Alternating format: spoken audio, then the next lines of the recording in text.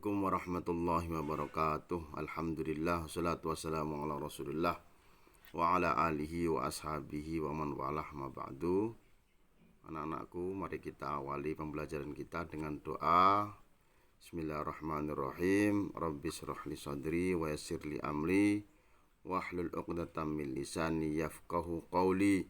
Rabbi zidni ilma warzuqni fahma.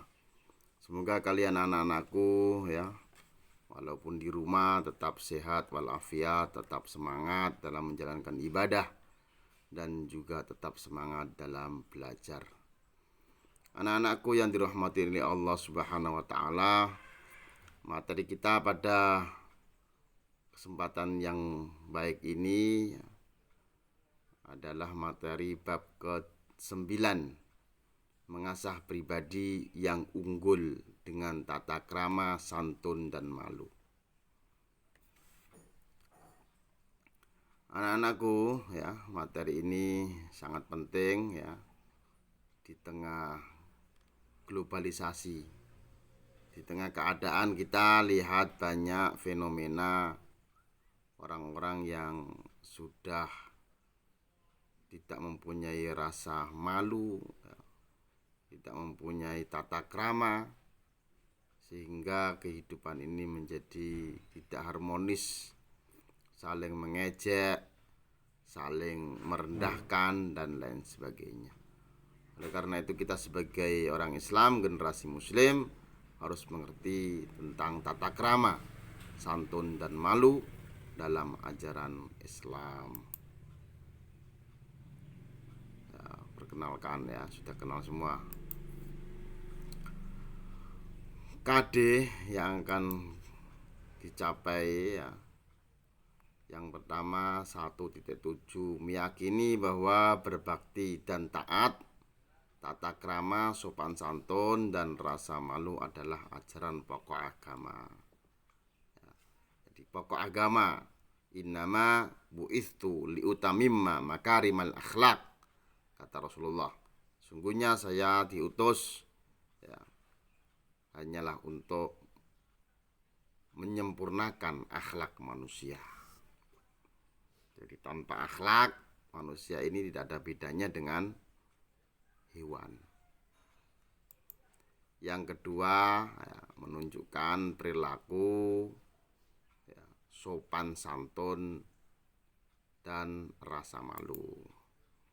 Yang ketiga ya, 3.7, artinya 3 itu berarti kompetensi pengetahuan. Kalian nanti harus memahami makna tata krama, sopan santun, dan rasa malu. Yang keempat yaitu keterampilan ya. 4.7, menyajikan contoh perilaku tata krama, sopan santun, dan rasa malu ya. Poin bahasan yang pertama tentang tata krama dalam komunikasi lisan, komunikasi di media sosial ya zaman sekarang. Kemudian tata krama dalam bersikap, tata krama dalam berpakaian. Pokok pembahasan yang kedua tentang santun, dan pokok pembahasan yang ketiga adalah malu. Anak-anakku yang dirahmati oleh Allah Subhanahu wa taala ya. Tata krama kita mulai ya. Apa itu tata krama? Tata krama bisa juga diistilahkan lainnya yaitu etika. Tata krama atau etika adalah norma-norma pergaulan ya.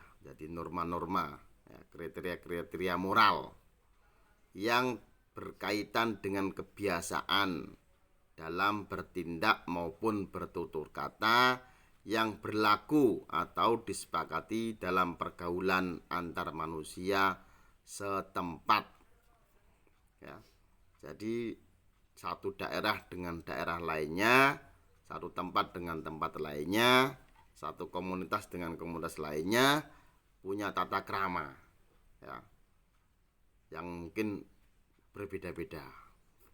Tetapi ada namanya nilai-nilai moral universal yang semua orang sepakat ya, bahwa itu kebaikan, bahwa itu keburukan. Nah, itu ada nilai-nilai universal, nilai-nilai universal. Jadi orang-orang yang hidup di tengah masyarakat, kita semua ini tidak bisa dilepaskan dari tata krama. Apalagi kita sebagai pelajar, apalagi kita sebagai orang Islam, ya, harus hidup harmonis dengan sesamanya yang baik, ya. Tanpa tata krama dan etika yang kita pahami, kita nggak tahu itu baik atau tidak. Kita bersikap dengan guru, dengan orang tua, dengan adik-adik kelas, ya, dengan kakak-kakak kelas, itu bagaimana? Kalau nggak tahu, ya mungkin akan terjadi ngawur, ya, ngawur seenaknya sendiri, bersikap bertutur tanpa aturan, dan itu yang terjadi kalau gitu adalah, ya, pergaulan ini menjadi tidak harmonis, saling bermusuhan.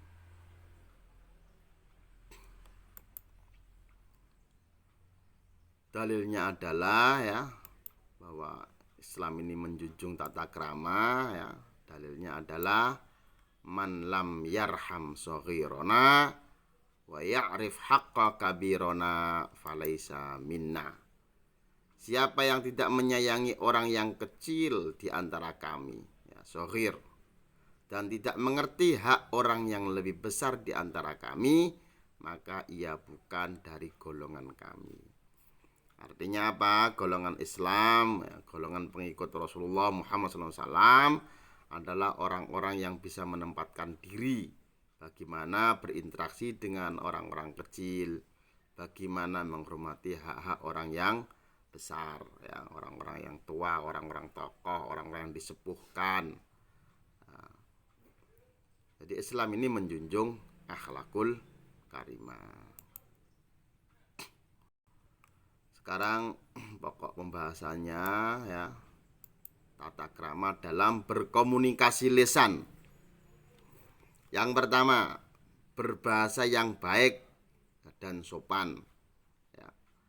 Kalau gak bisa bahasa yang halus, ya, contohnya di Jawa, contohnya gak bisa bahasa Jawa yang halus, ya pakai bahasa Indonesia, ya, supaya terkesan bahasanya itu bukan bahasa yang kasar, memilih kata dan kalimat yang baik, ya, dan menghindari kata-kata yang kotor, ya, dan menyinggung perasaan. Ini penting yang pertama ini, ya, karena jangan sampai kita berteman menganggap dia teman akrab, kemudian kita ngomongnya jorok, ngomongnya dengan omongan-omongan nama-nama binatang dan lain sebagainya. Itu tidak benar. Dalam komunikasi lisan, dalam tata krama tidak benar. Yang kedua, berbicara kepada yang lebih tua, bagaimana menjaga pandangan mata dengan cara agak sedikit ditundukkan, ya. Kita bicara dengan guru kita, dengan orang tua kita, ya, dengan orang-orang yang umurnya lebih tua daripada kita. Jangan melotot ketika ngomong, nah, pandang dengan pandangan yang ditundukkan. Yang kedua, merendahkan volume suara.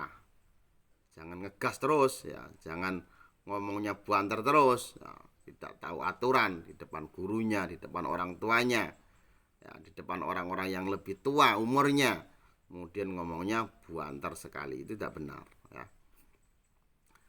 tidak sopan. Yang ketiga, tidak mendominasi pembicaraan. Kalau ngomong gantian, ya, karena semua orang, ya, berhak untuk didengarkan, berhak untuk diberi kesempatan untuk berbicara. Yang keempat, tidak memotong pembicaraan lawan bicara. Ketika ada orang yang berbicara, didengarkan dulu sampai selesai. Setelah itu baru kalau mau ditanggapi dengan cara yang baik, ya. Kemudian selanjutnya, ya, nomor 5, tidak berbicara sambil berkaca pinggang, ya. Kalau berkaca pinggang seolah-olah orang sombong, ya. orang yang tidak punya sopan dan menunjuk-nunjuk ke arah lawan bicara. Nah, ini bisa menimbulkan ketersinggungan, permusuhan, akhirnya ya jadi perkelahian. Yang nomor 6, tidak bergurau yang berlebihan dan tertawa terbahak-bahak. Ya. Berbicara, ya, berinteraksi, bergurau boleh, tertawa boleh, senyum boleh, tapi jangan berlebihan. Nah, sesuatu yang berlebihan pasti tidak baik.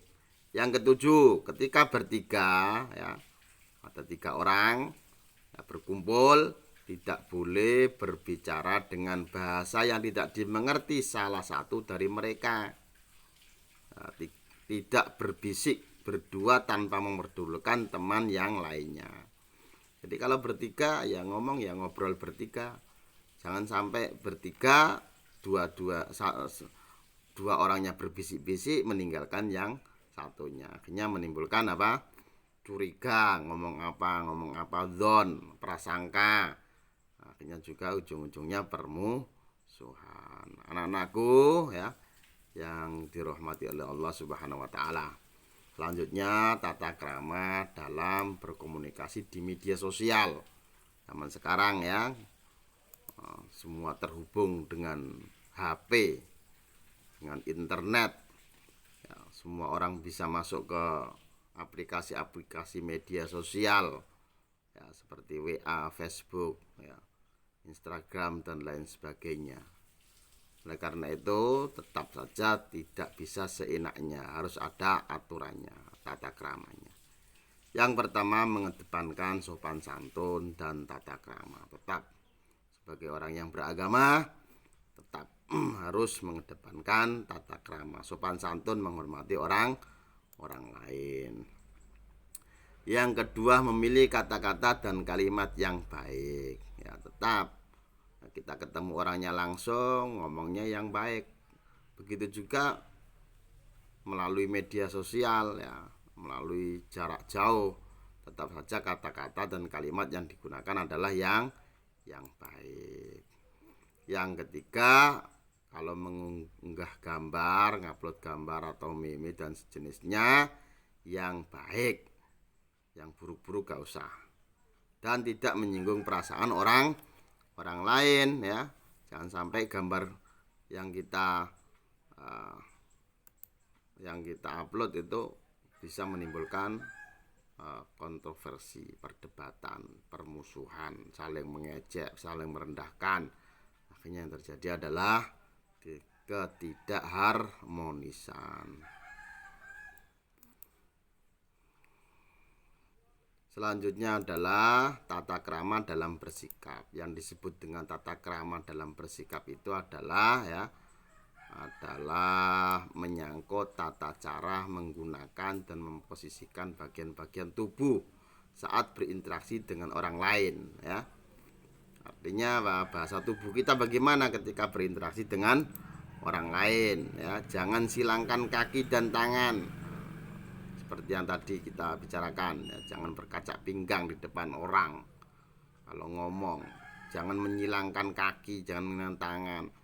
Lakukan kontak mata dalam tempo yang singkat, jangan menatapnya berlama-lama ya. Kalau ngomong menatap berlama-lama seolah-olah mengajak berkelahi, mengajak menantang ya.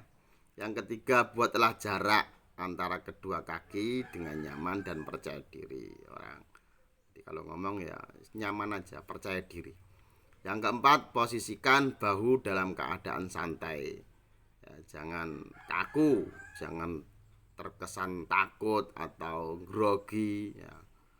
Yang kelima, mengangguk kecil ketika lawan bicara sedang bicara. Jadi ketika kita mendengarkan orang lain berbicara ya bisa kita anggukkan ya, kepala kita sedikit ya, tandanya bahwa kita ini merespon ucapannya, memperhatikan ucapannya. Yang nomor 6, tampakkan muka berseri, tersenyum dan tertawa pada situasi dan kondisi yang tepat ya. Ini anakku.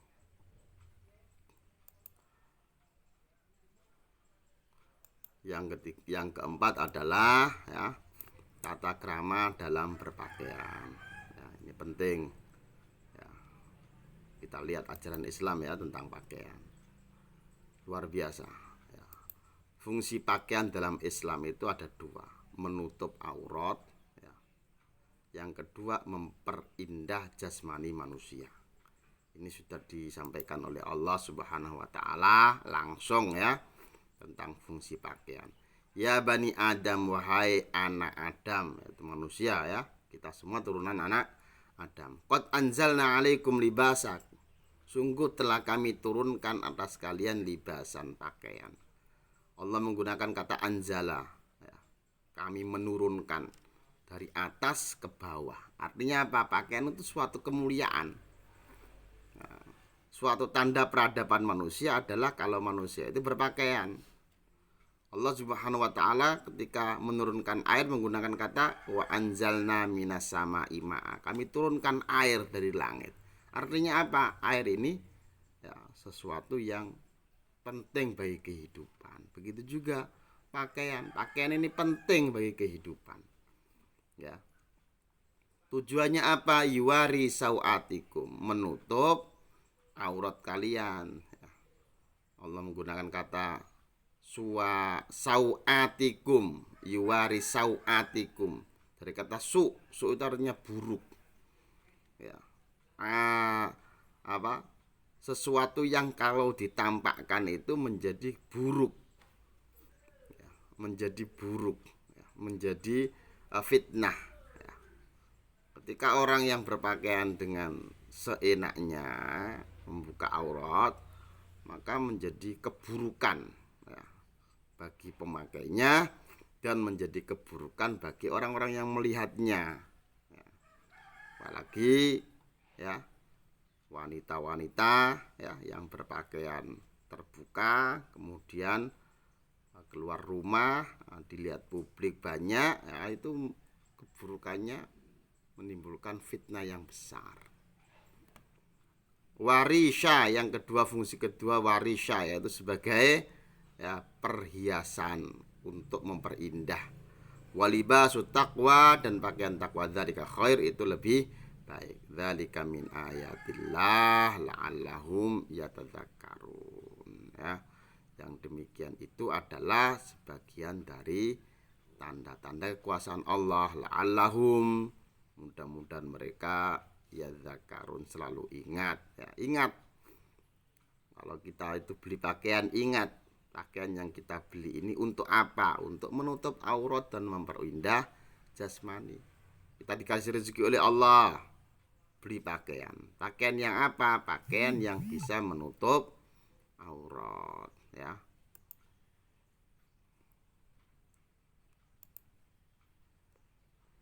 Anak-anakku yang dirahmati Allah Subhanahu wa taala ya.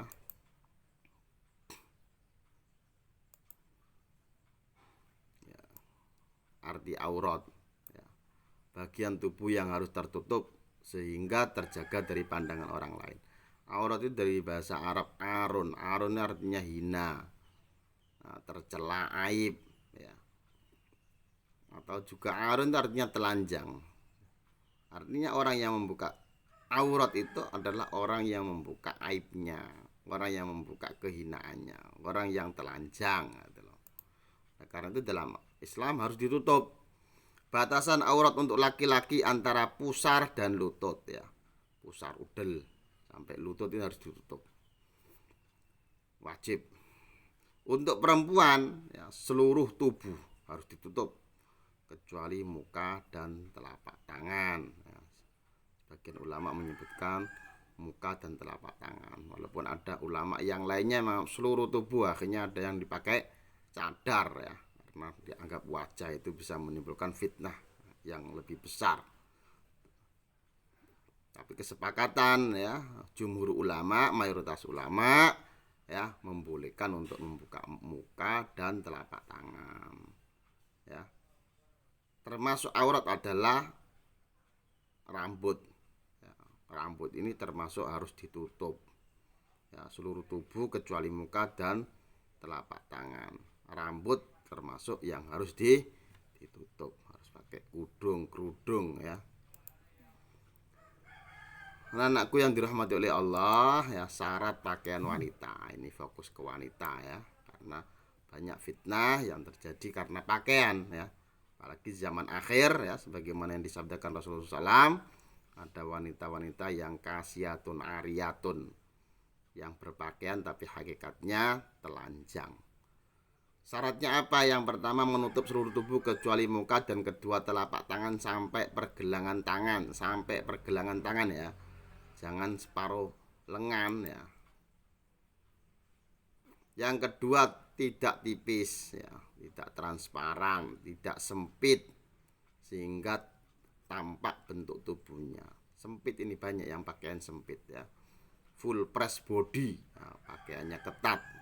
Ini tidak benar menurut kaidah syarat pakaian wanita muslimah. Yang ketiga, tidak menyerupai pakaian khusus bagi laki-laki, begitu juga sebaliknya ya, jadi gak boleh laki-laki berpakaian perempuan, perempuan berpakaian ya, khusus laki-laki ya. Itu bisa menimbulkan ketidakjelasan. Yang ketiga, tidak menyerupai pakaian wanita-wanita jahiliyah ya, wanita-wanita jahiliyah yang membuka auratnya ya, yang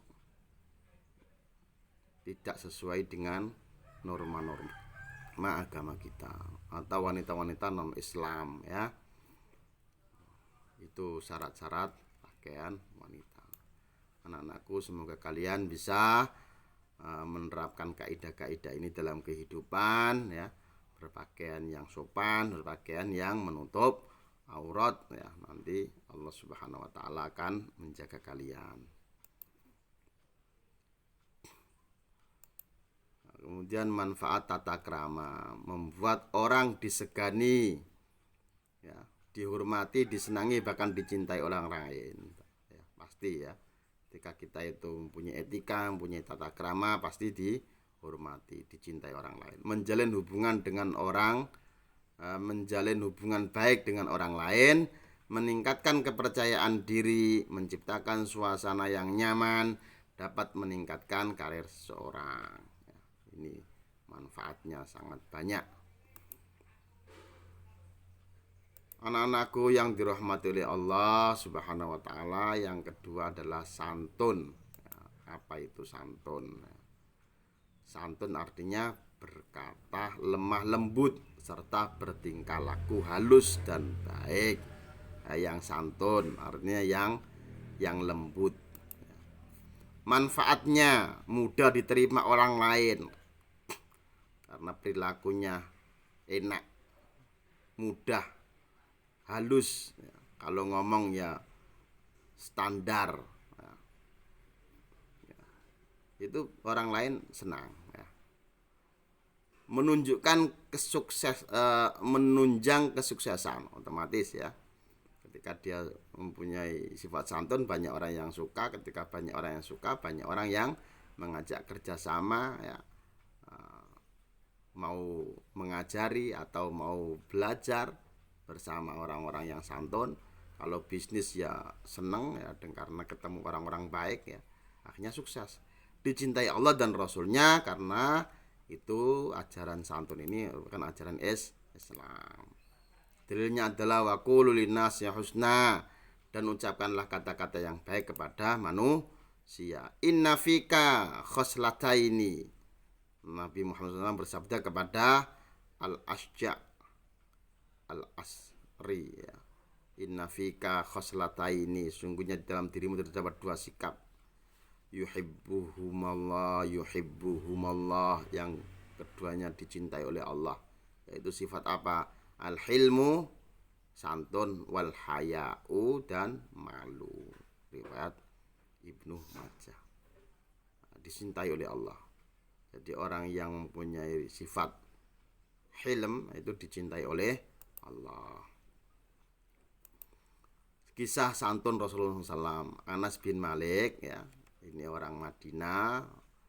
Oleh ibunya di masa kecil, Anas bin Malik ini ya diserahkan ke Rasulullah ya, menjadi pelayan Rasulullah, melayani Rasulullah dalam mengambilkan air wudhu, dalam perjalanan menyiapkan makanan kebutuhan Rasulullah. Anas bin Malik anak kecil ya, selama 10 tahun selama itu Rasulullah SAW tidak pernah berkata hus ya, membentaknya atau mengatakan kepadanya, hai Anas, mengapa engkau berbuat begini, mengapa tidak berbuat begitu.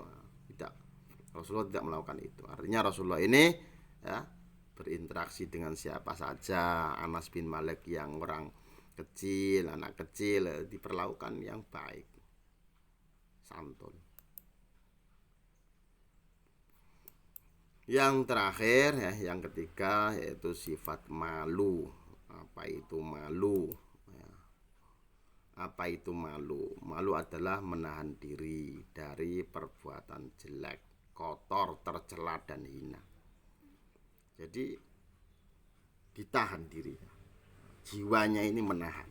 Oh itu perbuatan buruk, oh itu tercela, oh itu tidak melakukan hal-hal yang tercela, hal-hal yang memalukan, hal-hal yang hina, itu tidak dilakukan. Karena apa? Dia mempunyai rasa ya, rasa sungkan, rasa malu. Bagaimana cara menumbuhkannya? Ya perlu usaha, ada niat ya, niat serta pembiasaan, ilmu serta pembiasaan. Ilmu perlu, mana yang baik, mana yang tidak baik, perlu ilmu tata krama ya. Daerah setempat kita orang Jawa, perlu ilmu tata krama Jawa ya. Kemudian pembiasaan, kalau dibiasakan. Kalau nggak dibiasakan, akhirnya ya hanya sekedar ngerti tapi lupa ilmunya.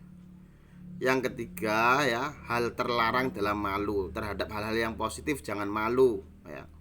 Contohnya malu pakai jilbab, jangan.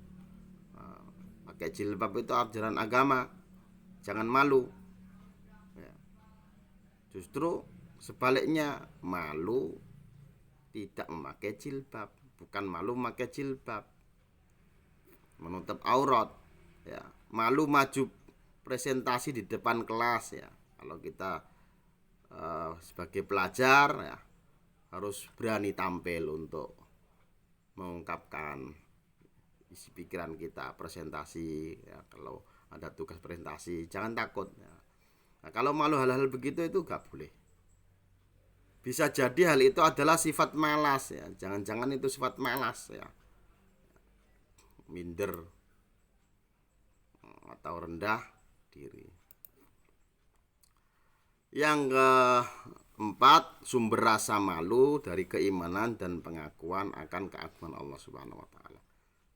Jadi kalau kita ini ada iman ya, itu insya Allah akan ada rasa malu. Tapi kalau nggak ada iman, nggak ada mengagungkan Allah, nah itu hidupnya tanpa malu, seenaknya sendiri.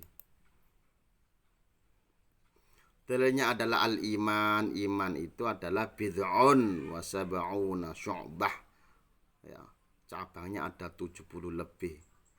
Wal haya'u syu'batum minal iman. Dan malu itu termasuk cabang iman. Jadi malu itu cabang iman. Kenapa? Rasa malu merupakan bagian iman karena dapat mendorong seorang untuk melakukan kebaikan dan mencegah dari kemaksiatan ya. Jadi ada orang rasa malu itu bisa mencegah perbuatan maksiat. Kalau orang yang nggak punya malu ya maksiat ya, melanggar terus gak punya rasa malu. Manfaat dari sifat malu, yang pertama mencegah dari perbuatan tercela ya, yang kedua mendorong berbuat kebaikan, yang ketiga mengantarkan ke jalan yang diridhai Allah Subhanahu wa taala. Ya, anak-anakku yang dirahmati Allah, demikian materi ini ya, semoga bisa difahami. Kalau masih ada hal-hal yang perlu ditanyakan, bisa ditulis di komentar ya, atau bisa dibaca buku paketnya lagi, dihafal materi-materi pokoknya, sehingga kalian bisa menguasai bab 9 ini. Demikian, mudah bermanfaat. Mari kita tutup dengan doa hamdalah. Alhamdulillahirabbil alamin. Subhanakallahumma bihamdika asyhadu an la ilaha illa anta astaghfiruka wa atubu ilaik. Assalamualaikum warahmatullahi wabarakatuh.